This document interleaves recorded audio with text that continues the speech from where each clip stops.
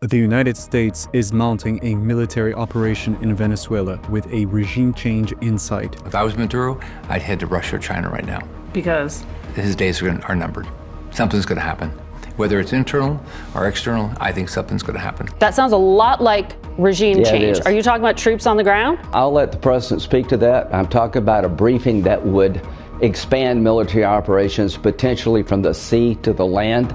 It is time for Maduro to go. This escalating rhetoric comes after dozens of U.S. military operations against alleged drug trafficking and the deployment of warships to the Caribbean. Threats against Maduro have been made before, but this time the U.S. foreign policy language shifted, merging narco-terrorism with the Venezuelan regime itself. Such escalating rhetoric and military posturing make clear that Trump's war against Maduro seems more likely than ever. The question is, why would the United States seek this conflict?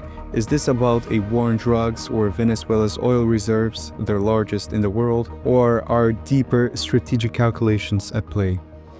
If you're interested in learning more about what happens beyond the headlines, hit the like button and subscribe to the channel, because in our world, every move matters.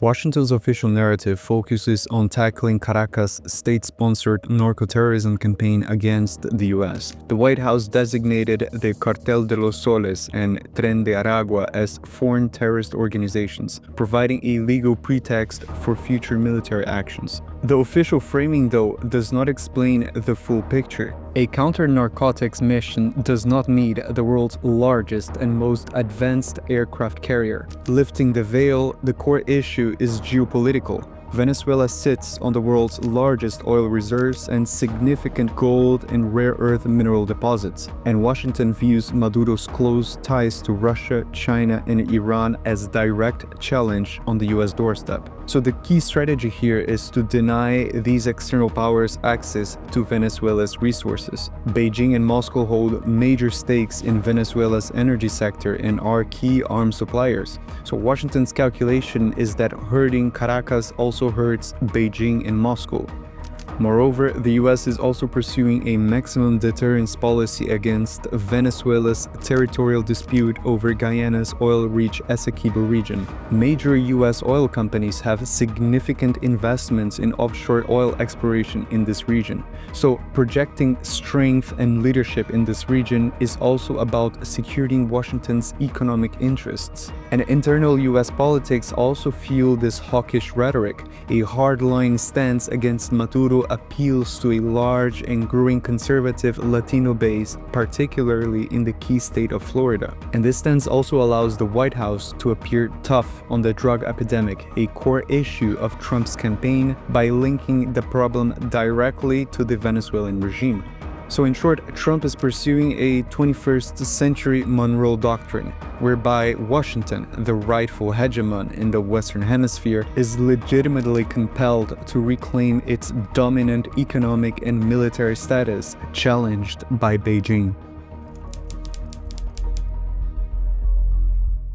Years of maximum pressure sanctions failed to topple Maduro. Indeed, the sanctions produced severe and widespread public discontent, but they failed to secure a political transition or build the pressure needed to force the regime change from within. Instead, the Chavista regime increasingly consolidated power, supported by a loyal military elite that has everything to lose from a regime change. The political option, including sanctions and the recognition of a parallel government, failed. This option only drew Caracas closer to Beijing, Moscow, and Tehran, so Washington had to shift tactics. A massive military presence now operates in the Caribbean. This includes the USS Gerald R. Ford carrier strike group, the world's largest, also F-35 jets in Puerto Rico, and at least 8 other warships. At the same time, the CIA has been authorized to conduct covert operations inside Venezuela, which is another typical regime change tool. So, Washington's second option to topple Maduro, a covert operation, involves providing financial or intelligence support to internal dissidents, a mutiny, or unsubscribing Maduro and his loyalists from life. But this option is unlikely to yield results, as any regime change runs directly counter to the interests of the Bolivarian military leadership. The third option is an overt military operation, and this would be a multi-phased conflict, not a traditional US invasion. The deployed naval force is actively testing Venezuelan military responses, and such operation could involve an escalation of the current armada to interdict all shipping and shutting off essential oil exports, the lifeline of Venezuela's economy. A decisive air and missile campaign would follow, with the political goal of a rapid capitulation. The campaign would knock down the regime's core economic and military power centers, and strikes would focus on high-value military and economic hubs like the port of Cabello, airfields, and command centers.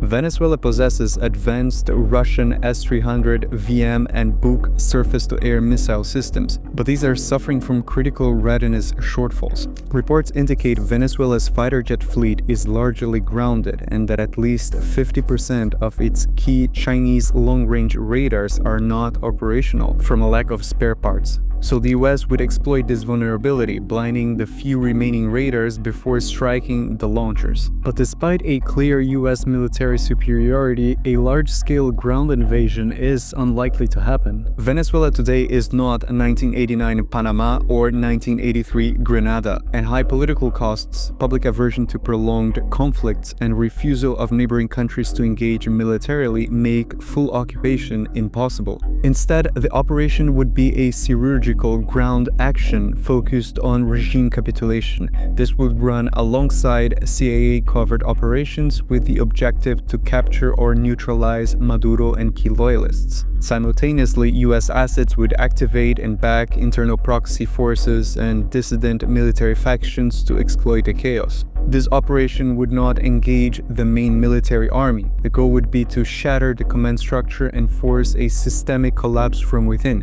But given how entrenched the state security apparatus is, a rapid surgical collapse is highly unlikely, instead risking a protracted struggle. The consequences of an attack would be immediate and far-reaching. Domestically, a US-led attack would likely bolster the Maduro and the Chavista ideology, legitimizing the narrative of American imperialism, rallying Venezuelans around the flag, and justifying a crackdown on any perceived collaborators. Regionally, the response would be overwhelmingly negative, to say the least. Latin American nations, including traditional US partners like Colombia, have already condemned the strikes on vessels. But a full invasion would shatter what's left of that cooperation. It would only push Latin America closer to Beijing, which undermines Washington's long-term strategic goals. Elsewhere, international reaction would be swift. China, which holds billions in Venezuelan debt and energy stakes, would likely use the UN to condemn a breach of sovereignty. Surely Beijing would not intervene militarily, but would face significant economic loss and would use the event to highlight US hypocrisy to its global South partners. Russia, a key arms supplier to Caracas, would see the attack as a direct assault on its regional influence. Moscow could retaliate asymmetrically, perhaps in other theaters, to stretch and drain US resources.